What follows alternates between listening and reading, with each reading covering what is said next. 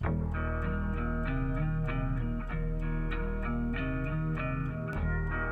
played a show in Mississippi, and afterward, a man came up named Marty Gamblin, who's a Nashville industry veteran who worked with Alan Jackson, DeGlenn Campbell, and he was impressed with our set, but he said, you know, if y'all really want to make it in music, and I think y'all can, you need to move to Nashville. And so that became priority number one for us.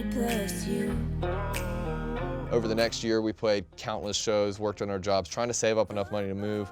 We had some sit-down conversations with our parents, especially because KK was 14 at that point. We sat down and said, you know, is this something, do you really want to pursue music as a career? Is this something, you know, you have a passion for? We knew you had a passion for it, but you have enough passion, you want to, you know, have this as plan A and really no plan B.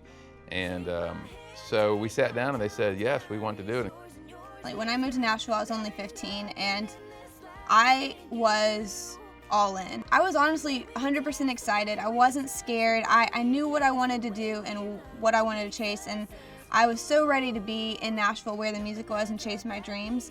But then I was also 15, so once I got here, there was an adjustment because I left my friends and my family, and I've never regretted that, but there are definitely some sacrifices I made of a normal, you know, kind of, I gave a lot up for that, but looking back, I wouldn't have changed a single thing. People would tell me that they was like, we can't believe Joel and Susie are letting KK go to Nashville at this early age, and somebody who knew us well would say, you don't understand, they need KK to go with them to take care of the other two.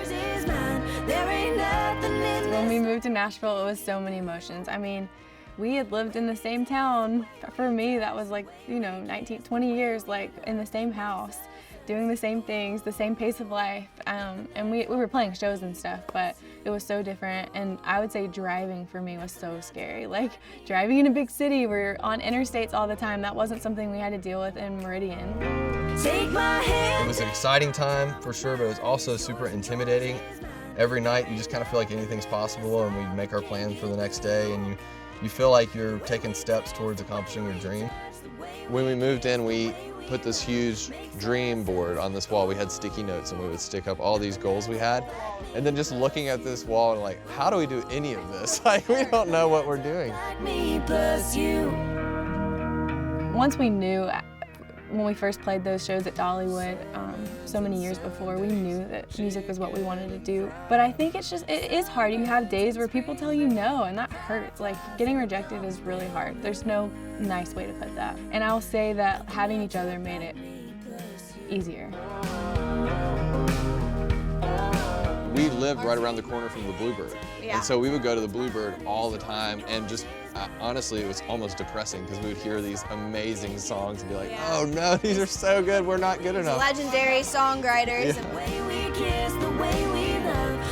In our first year here, we got to go to the Grand Ole Opry and got to go backstage. And we got to meet a lot of our heroes. I think we met Ricky Skaggs there.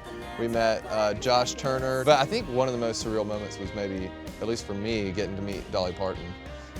Was a huge moment, especially coming full circle from having played at Dollywood, and that's where this dream started.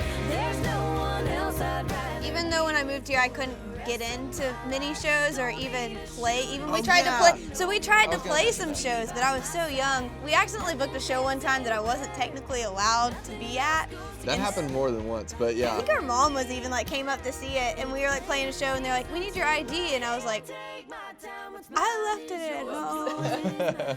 And like they kind of let it slide because they're like, we were already there, but it was kind of a stressful moment. Looking back at all the things we had on that wall that we've gotten to accomplish, which is super exciting, and just thinking of those kids working our multiple jobs trying to chase that dream, and looking back and seeing how much we've gotten to accomplish is very cool.